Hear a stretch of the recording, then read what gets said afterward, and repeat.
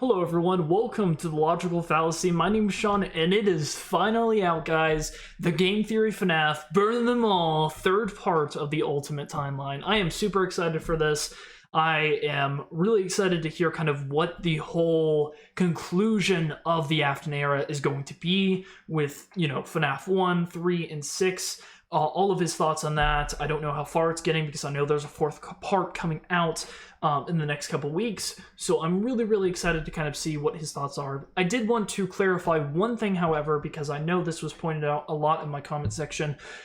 People were unhappy with the way I reacted in my last video, and I want to apologize for that because I do agree to a certain extent. I do think that I was being a bit critical, but I want to explain, I'm trying to engage with the media and engage with the video, but I never want it to seem like that I hate MatPat or hate the theory or hate everything about it. It's not about that. It's me trying to engage with this video, react to it, give my thoughts and my opinions. If I'm just like, oh, this is just stupid, that's not engaging. And I feel like there was several points in my last video where I was kind of like that. So I don't want to be like that in this video. I'm going to actually engage with it. I've been doing a whole lot of research. There's a lot of stuff I got wrong in my last video in my own head as far as the timeline. So I've corrected that. I've kind of gone through it in my own head. So we'll be able to kind of engage with that with a new perspective kind of over the timeline. So I'm really excited about that, but I just wanted to clarify that because I know a lot of people were upset about that. And I don't want you guys to be upset, all right? I'm here for you guys. I'm here, but I'm also here to have fun and react to this video. And this is a 30-minute video, so buckle in, guys. It's time for a lot of reaction, engagement, and theory crafting. So let's get into it. Burn them all. All right, let's go.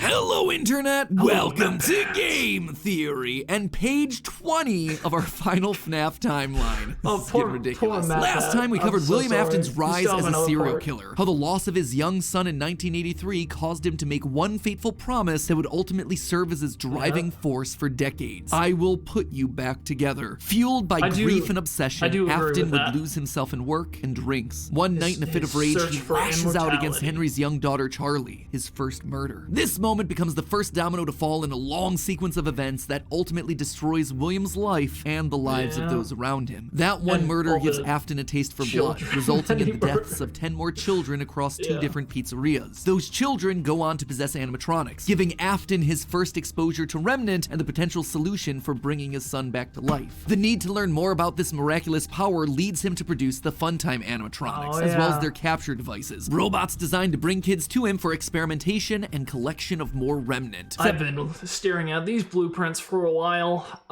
My whole lore journey has started with Sister Location, and goodness gracious, there's a lot there.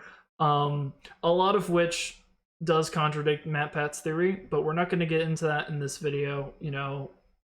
We're just going to assume that everything he's saying is true because, we're engaging. We're not trying to critique it to that extent. So let's just get back into it. There was one thing that he didn't account for, his daughter's curiosity. He made the robots too appealing, and it would cost him Elizabeth's life. Now with 2 children to put back together, Afton was more desperate and crazed than ever, returning to defunct pizzerias to steal the possessed metal still living inside their walls. What he didn't account for, though, were the ghosts, forcing him to pay for the sins of his past. When last we left him, William was spring-locked, bleeding to death behind a secret wall. Gone, but certainly not forgotten, as we're about to see in today's video. Today, we're finishing up Chapter 2 of our story. Wrapping up the Afton era. Over the next 6 pages, we switch our focus to the other main character of the franchise, Mike, a young boy dealing with the fallout of a stupid childhood decision with tragic consequences. A young man whose life is best described as collateral damage, caught in the blast radius of William's whirlwind of destruction. Now, before we begin, let me just rip off the band-aid now. We won't be finishing the timeline today. I know. I'm sorry, I wanted to, but covering FNAF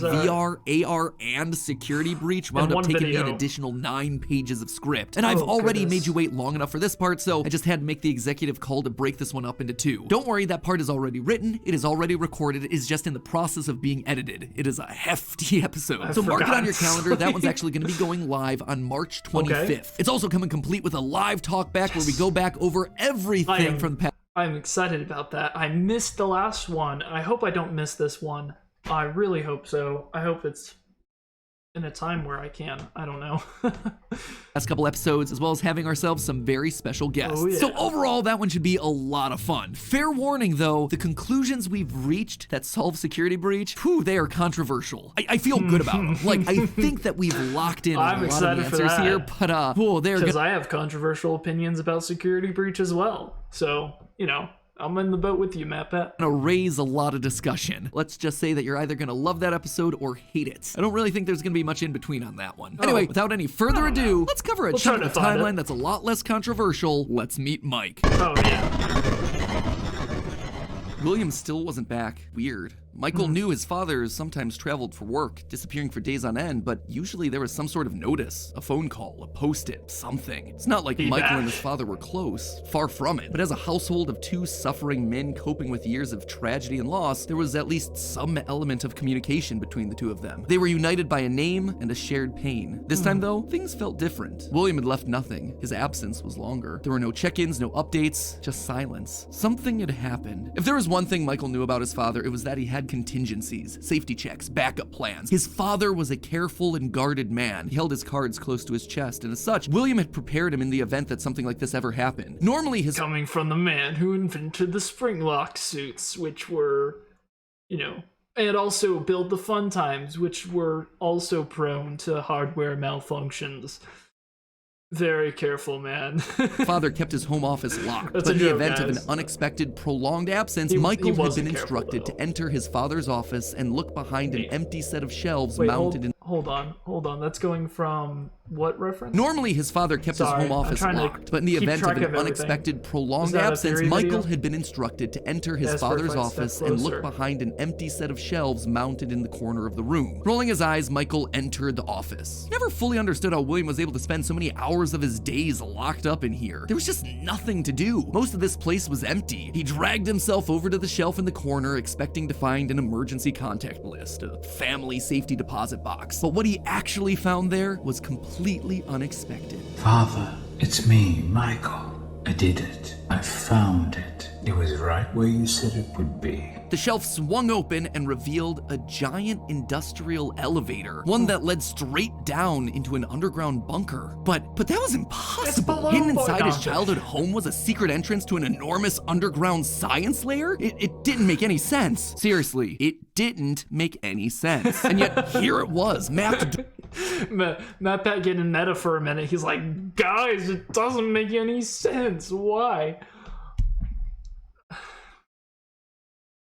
I'm trying not to be overly critical, because I know you guys don't like it. But I know this is a common theory. I understand that it is in the Afton house. And I think that's due to the layout, that's due to a lot of things. And I haven't really discovered or looked into that much. But what I will talk about is how awkward that would be, considering the fact there are employees that work there still, like the technicians we see. That means there's either another way in, which there would have to be because, you know, it's a rental place. There would have to be like a physical delivery system to carry the animatronics to the locations. You have this under your house. That would be an interesting theory, actually, to see what that would do. I understand, you have huge underground physical government facilities that are this big, so it's obviously possible, but it's where do the trucks go at? I mean, you have underground tunnels, all of that. That sounds like a lot. That's expensive. And to know that this is an actual official corporation, like Afton Robotics, which means that it's this had to be zoned and approved. This isn't a secret bunker. This is an approved facility for commercial use that was approved because it's associated with a actual corporation.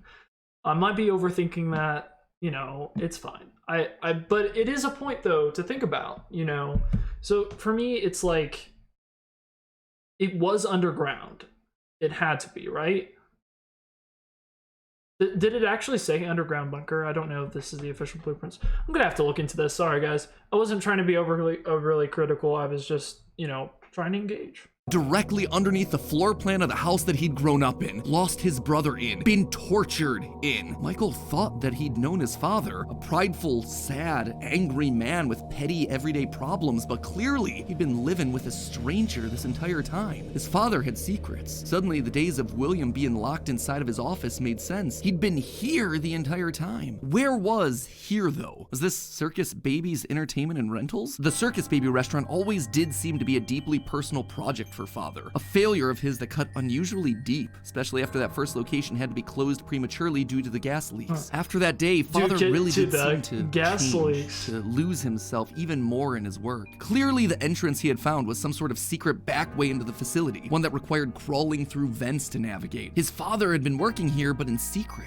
Why? And that's when he found her. At the end of the facility, Circus Baby, his father's pride and joy. Except something was different about her. She wasn't like the others. The way she talked, the stories she told. This wasn't just a robot. She was alive somehow. And not only was she alive, she also felt familiar. There is something bad inside of me. I'm broken. I can't be fixed. Will you help me? Was this his sister? William's baby girl? But how?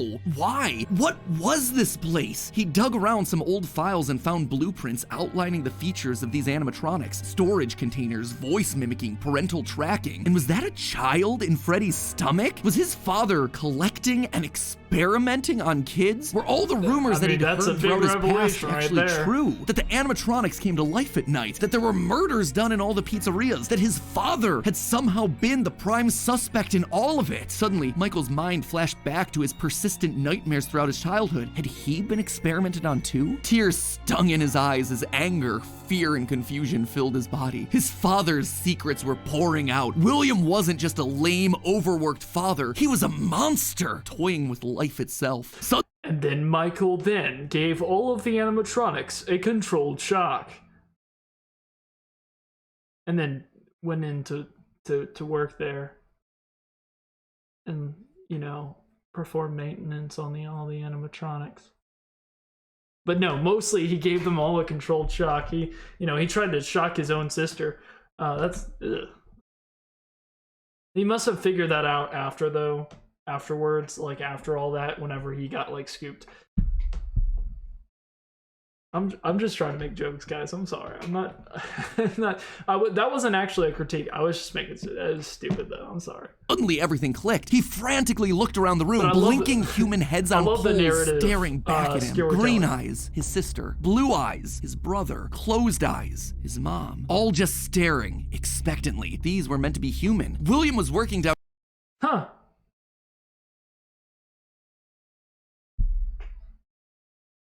Strangely, that fits. Wow. I didn't think about that. Here trying to make believable humans, literally rebuilding the family that they had both lost. And it says one of them is alive. Maybe that's literal, because Michael's the only one alive. The small little girl robots with their British accents roaming the hallways of this underground facility suddenly took on a whole new context. Hello in there. Is it the same person? Were those meant to be his sister? A replacement for her? A clone? Was William building clones of his sister? They seemed to know him, after all, to react to his presence. They were all there. They didn't recognize me at first, but then they thought I was you. He always did have a bit of a resemblance to his father. Michael's mind reeled as the reality of his world crumbled to dust. No, he had to get them out of there. If this really was his sister, heck, if any of these things were human, souls, whatever remnant of the humans that they once were, they needed to be rescued. They always put us back inside. There's nowhere for us to hide here. Led by the voice of Circus Baby, he marched through the now empty halls of the Funtime Auditorium. He would lead them. He would protect them. And finally, he would be able to forgive himself for the killing of his brother so many years. Well, that didn't happen. We're in the scooping room now.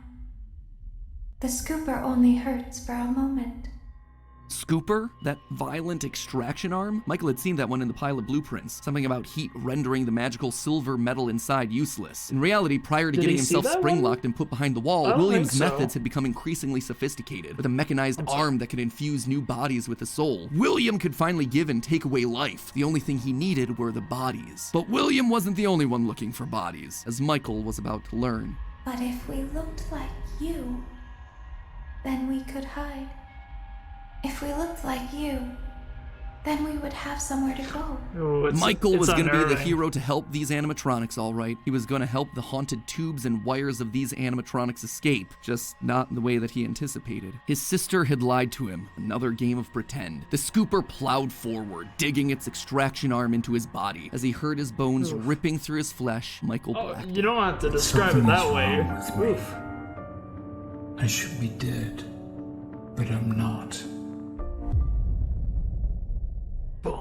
For the next several months, Michael's life was not his own. He was forced to comply with the tangle of wires and spirits that lived inside of him. His body felt like an overfilled balloon begging to burst as day by day, week by week, his flesh began to sag and discolor. He was a walking, talking, rotting corpse, alive, but wishing he wasn't. He was a puppet, a walking shell. And while he did his best to conceal his fate, there was only so much a man filled with robot spaghetti could do. The entity in his innards would eventually leave, but by that point, the damage had been done. His decaying flesh stank, turning him into a literal purple guy. But still, even with no bones, even with rotting purple flesh and begging to die, Michael continued to live. That silvery metal remnant injected by the scooper meant that he couldn't die. His anger also refused to die. What he had seen down there in his sister's location had rocked him to his core. His father had killed and captured dozens. His experiments had killed his sister and then tortured him throughout all his childhood. He was actively trying to build human replicants. He didn't know where his father was, but Michael knew that he was out there somewhere. I've been living in shadows. There is only one thing left for me to do now. I'm going to come find you.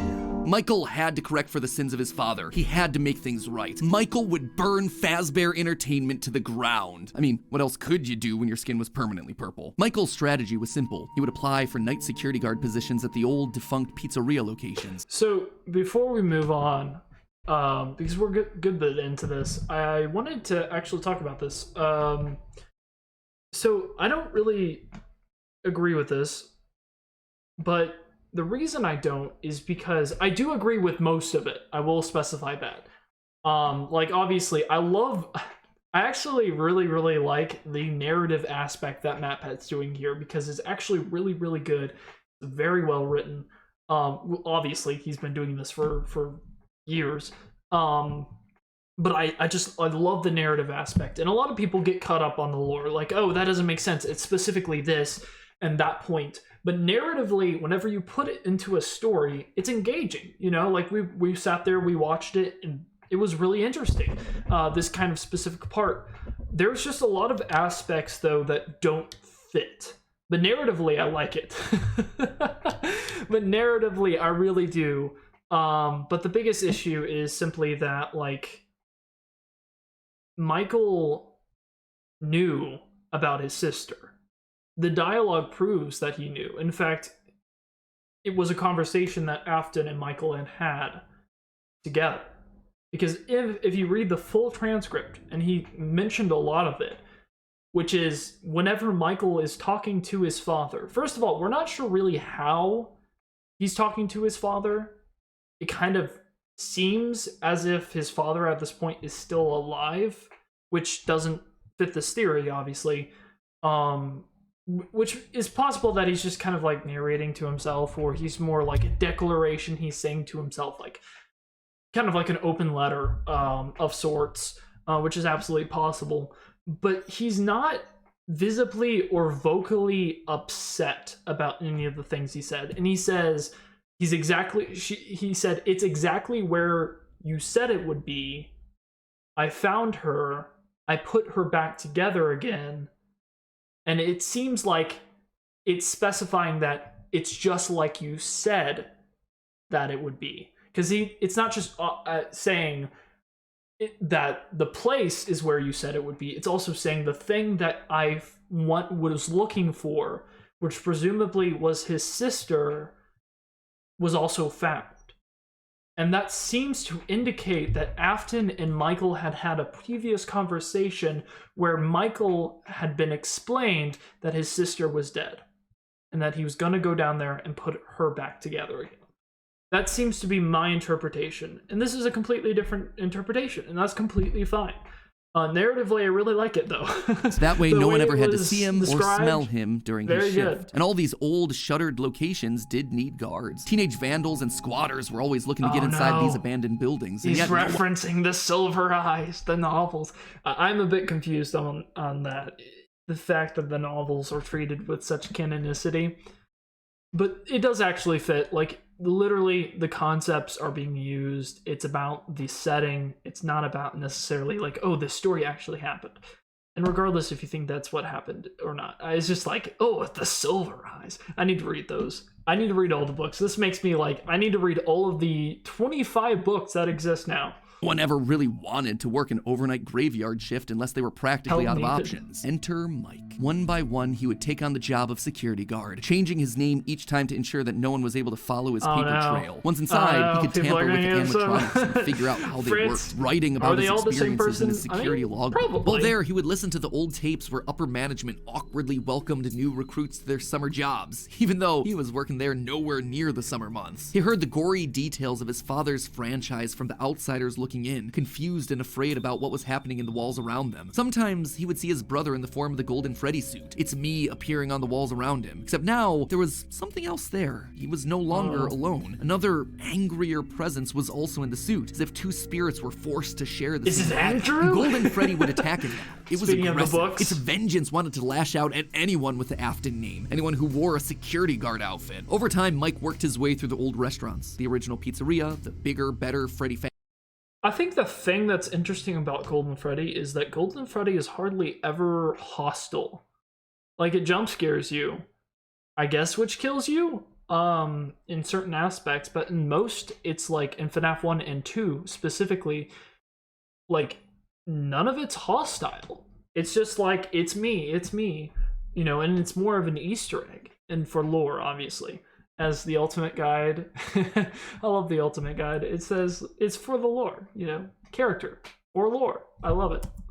Fazbear's. He spent weeks there looking for clues as to his father's whereabouts, and each time at the end of his week shift, he would then set the location on fire. Remnant can't survive high temperatures after all. So burning away whatever spirit-laden animatronics that still existed inside seemed like a winning strategy. All this revisiting of his past, though, was causing the nightmares to begin again. Hallucinations that brought him back to his childhood. The guilt around killing his brother. His dreams were oddly mixed with the shrill phone calls of the security guards. But it would all be worth it in the end. The goal was to eventually stumble across the one location, the one job that would finally reunite him with his father. Little did Mike know that that day would come sooner than he expected. 2023, an advertisement came across Mike's TV. Fazbear Frights, a new horror attraction inspired by the awful crimes that occurred around Freddy Fazbear's Pizza so many years ago. It made Mike sick. What is that People looking to make a quick buck off the tragedy of others, off his own family. This wasn't a joke or entertainment. Regardless, he had to be a part of it. If this team was combing through his family's history, they might stumble across something that could be useful. And if his father was truly still alive as he suspected, there would be no way that he wouldn't show up here. Maybe finally this could be the final chapter in his family's marathon of tragedy. Mike applied for the job and was immediately handed the keys. Years of doing this had taught him that security guards rarely receive thorough security checks. They also liked how creepy Mike looked. They thought it was a costume, on theme for the job. What little they knew. Hey, glad you came back for another night. I promise it'll be a lot more interesting this time. For weeks, there was nothing. But just as Mike considered giving up, he received the call that he'd been waiting for years. You're not gonna believe this. We found one. A real one. Could this finally be him? Sure enough, there he was. William inside his iconic golden Bonnie Springlock suit, only now it was green and decaying with age. And there they were, a small family of broken men finally reunited. It's been a long time, Dad. Mike had always struggled with the phantoms of his past haunting him, but now all the animatronics he'd encountered over the past months, hopping from pizzeria to pizzeria, suddenly sprang to life, their burned faces haunting him as he tried to keep track of his father on the cameras. It would seem that William's mere presence had put the spirits on high alert. Ultimately, they were harmless, more annoying than anything else, but there was one that felt different from the others, one that was more than just a mere phantom, the security puppet. If he looked at the cameras at just the right moment, he could see it floating there through the halls. He could even see its reflection in the water pooled on the ground. It would seem like he wasn't the only one there on a mission. While he was dealing with Springtrap, Michael assumed that this one was likely dealing with the spirits of this place, finally setting them to rest. Hopefully this means a happier day for all of us, Mike thought to himself. And in that moment, he felt the air around him release, like pressure being let out of a bottle. The building sighed, as if 5 spirits had finally been allowed to move on. He had the sense that his brother was a part of them. He rigged the wiring inside the building to misfire, and the dry, desiccated walls erupted in flames. It is finished.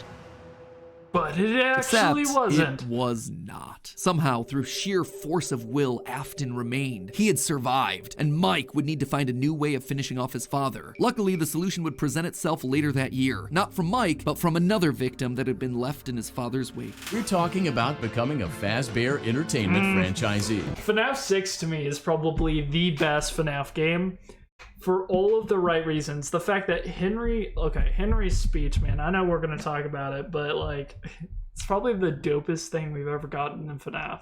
Restaurant ownership and management, something almost anyone can do. Also, the only time Henry ever appears in the series. You are now the face of the newly rebranded Freddy Fazbear's Pizza. Fazbear Entertainment as a brand had been closed for years. William had been stuck in a suit and a wall. The only person who legally could bring the franchise back was Henry, but he'd largely pulled out of the franchise around the time of his father's disappearance. Something was up. Surely this had to be some kind of a trick, right? Mike, doing what he did best, applied for a franchise and immediately got the job. There was just one thing out of the ordinary. Paragraph 4. If you are playing this tape, that means that not only have you been checking outside at the end of every shift, as you were instructed to do, but also that you have found something that meets the criteria of your special obligations under paragraph 4. No employment contract he'd ever signed required him to keep special lookout for independently moving animatronics outside the restaurant. Now he knew something was up here. Henry was luring them all back. Rather than trying to go to them, like Mike had done for years, Henry was doing the opposite. He was putting them all under the same roof. He was finishing them off for good. Mike knew this wasn't meant to be a restaurant. It was meant to be a prison, a containment vessel, a locked box meant to trap them all in so they could finally end the madness. It took a few nights, but eventually everyone was there. His father, the puppet, the robot spaghetti that had once violated his body, and his sister, now hopelessly devoted to serve the man that had once gotten her killed. It was time. He had been instructed to seal the doors and leave, but while he locked everything down, he didn't move on. If this was truly meant to be the end, if the remnant needed to be washed away, he needed to be a part of that. This is where your story ends. And to you, my brave volunteer, who somehow found this job listing not intended for you, although there was a way out planned for you, I have a feeling that's not what you want. I have a feeling that you are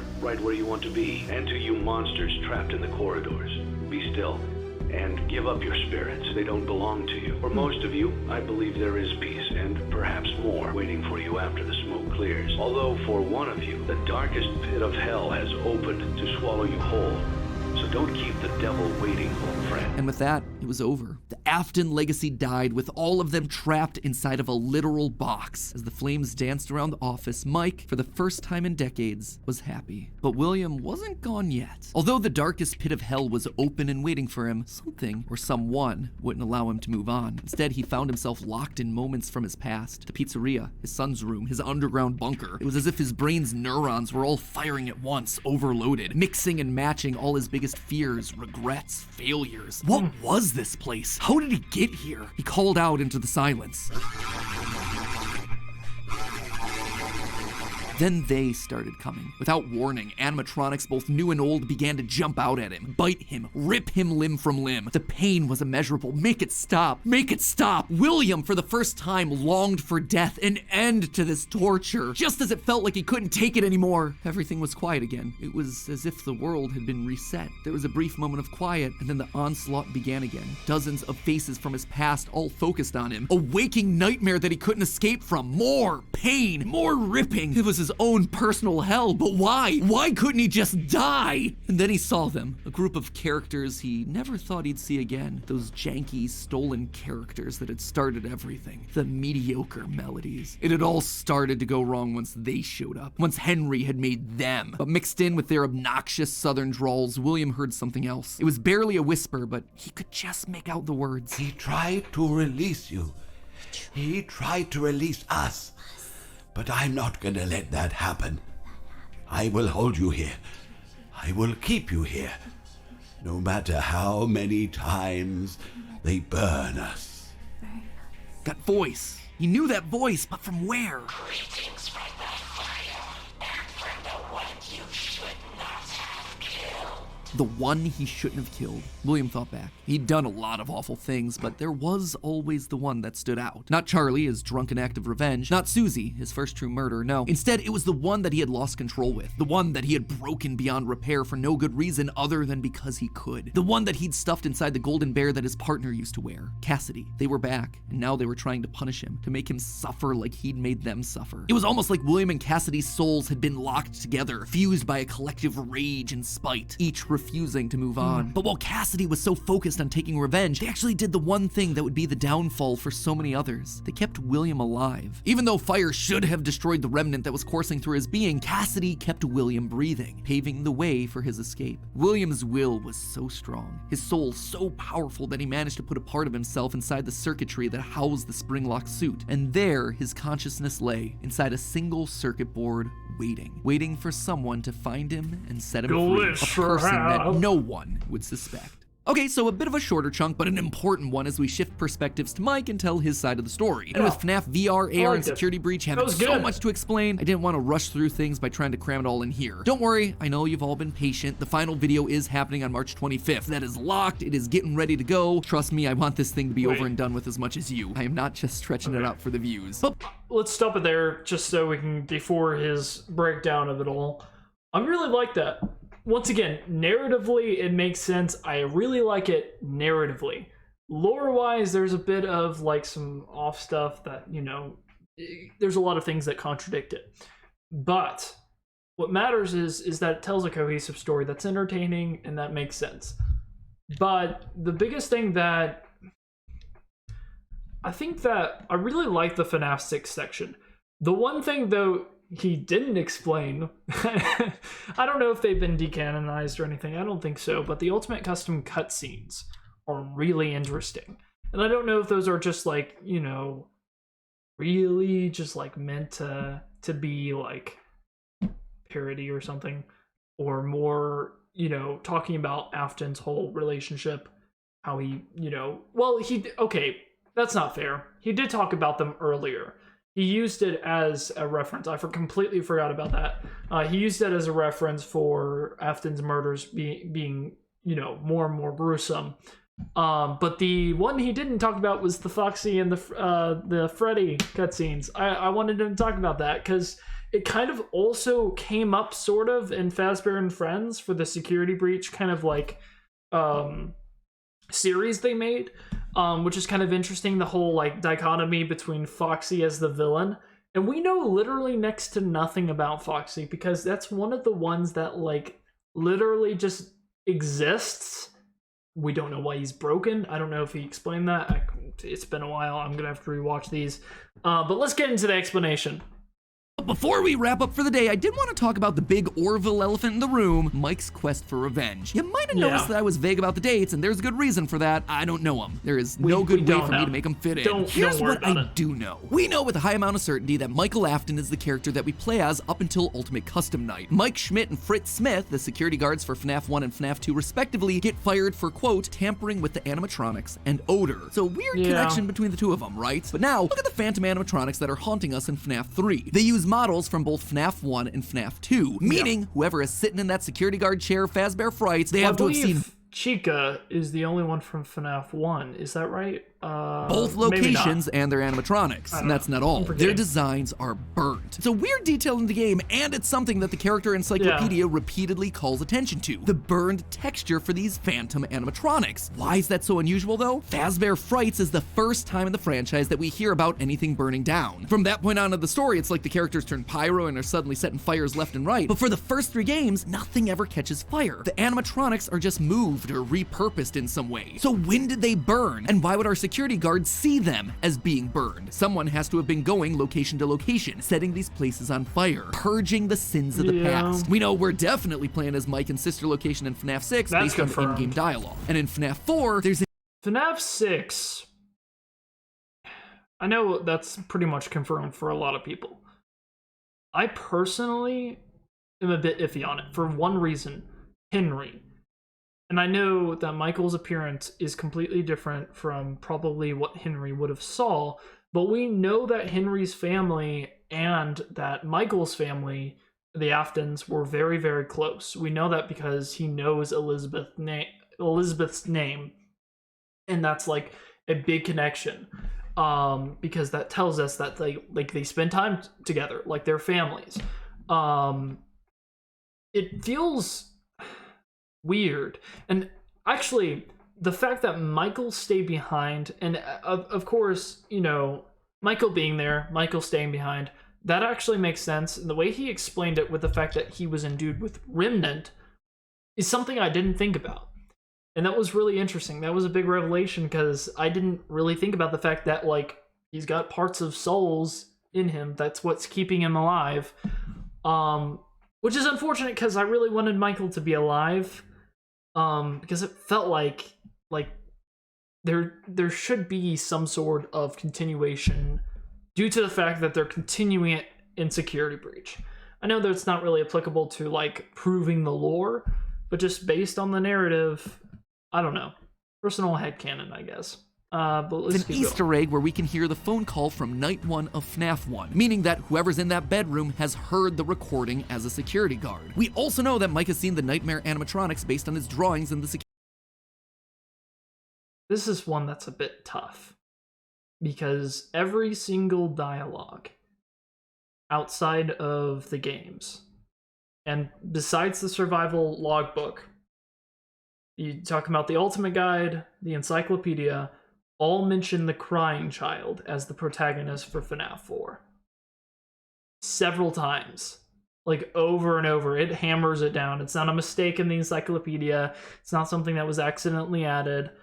It's something that's hammered down several times. In the introduction, on the crying child's page, it's something that in a series that's so vague about a lot of things, it's something that's so specifically confirmed that I know it's a big part of this theory. But for me, it's like, it's spoken so many times, and plus the fact that it's like, but what about this? What about the photo? Like, what is this? It's completely possible for Michael to still be seeing, and this is another thing, it depends on whether you believe they're actual real animatronics or actually just nightmares. Alright? That's what I'm just saying, alright? I'm not gonna start spewing my theory in this video. There's not enough time for that. That's coming potentially later. Anyways, that depends if you think they're real, alright? Logbook. Or so not. Overall, there is solid evidence that connects all of FNAFs 1 through 6. You'll also notice how the character encyclopedia doesn't have a page for Mike Afton. This thing has a page for Chocolate Bunny Bonnie, but not Michael. Some tells me they don't want us to confirm how many games he's been in, because that would confirm too much of the theory. In short, this gives us an incredibly compelling and complete narrative. He's Mike as our protagonist and William, his father, as our antagonist. Mike accidentally kills his brother in Fredbear's mouth, which begins our story and sets William down his pathway of destruction. Mike is then haunted by the guilt of his past and is looking to make things right across the rest of the games. In Sister Location, he learns what his father's been up to and realizes what he has to do to correct it. After failing to finish the job in FNAF 3, he ultimately helps Henry end it all in FNAF 6. It is great. It is a clean narrative. There is just one problem: timing. Mike's quest can't really start until he's been down to Sister Location, seen Baby, and gotten himself scooped. That's when he finds out about Afton. Because that means that he went, and because in 1987, as he pointed out, FNAF 2 happens in 1987. He is putting Baby's and Elizabeth's death, I guess, between FNAF 2 and 1? Or after 1?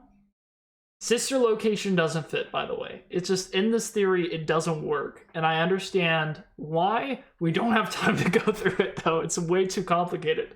And also, but there's a lot of evidence for the thought I have. And I'm planning on making a video about it. Maybe. Hopefully. It's probably later down the road. Life. It's also when he's gonna start to smell, because, you know, he's a walking, talking, rotting corpse. And we know that he's not going down into the bunker until the Funtime animatronics have been made, Freddy's has been closed, and Afton is out of the picture. That all should... Why is Afton being out of the picture a stipulation?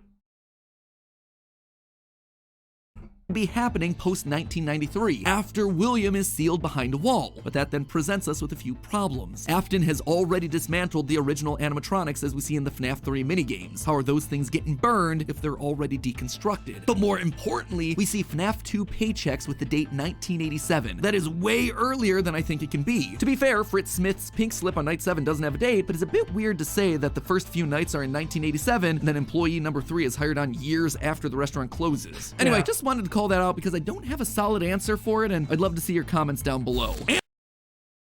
Matt Pet, if something don't fit, people are gonna hate me for saying this. If something don't fit, maybe it's not supposed to go there. People are gonna hate me for that, but it's true. Sister location being placed pre or after 1993, and even Elizabeth's death doesn't really make sense. There's a lot of evidence to why, and it gets into the encyclopedia, the ultimate guide, it gets into the games, like it gets deep. You have to go deep to find these answers, because it's really convoluted. But there is an answer. It's something I don't have time to explain though. It's gonna be a separate video, guys, okay? And with that, my friends, this chapter comes to a close. We'll see you on March 25th for the grand finale as we cover the final 3 games of the franchise and the controversial answers we think solves what those games were trying to tell us. Until then, my Fazheads, remember, even though Afton kinda succeeded in being brought back to life, gotta admit, he's still looking a little bit on the dry, dehydrated side. I suppose 3 fires and being dead for a decade will tend to do that to you. Fortunately, thanks to today's sponsor, Era. That was really good. I liked it. I hope you guys thought that I did a good job as far as the reaction goes. I tried my best. 30-minute video. It'd be a bit rough to go through all of it and, you know, not be overly critical. I was trying, guys. I hope you guys didn't think I was being overly critical. You know, seeing all the comments and stuff like that, I just really wanted to make sure that you guys know I don't hate MatPat. I don't hate his theories. You know, these are just my thoughts and opinions and reactions, you know, based upon the comments I got. But what I will say, there's a few things that I don't agree with for very good reasons. Michael is a strange character because as far as we're aware, the name Michael Afton really didn't come after FNAF 4.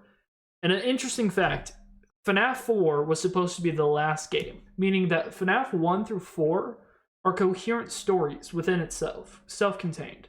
But the story was changed. And this isn't really a theory, it's something that has to happen because Michael being a character, I think, was made... It's never really understood if Michael was ever supposed to be an actual physical character, separate. Because that wasn't introduced till Sister Location, which came much later. So, I don't know. I definitely do like what Scott did with FNAF after FNAF 4, because it created more coherence. It created more of a story. More coherence is a bit rough. It's a really vague series. But the biggest thing is just like, guys, this is a foundation for us to place a bunch of theories on, you know, so don't go hating MatPat, main thing. But thank you guys so much for watching. I hope you guys really enjoyed this as I did. I had a lot of fun doing this because I love reacting to MatPat's theories. It gets me to talk about it, gets me to get really passionate about it. But I hope you guys have a great day, and I'll see you guys next time.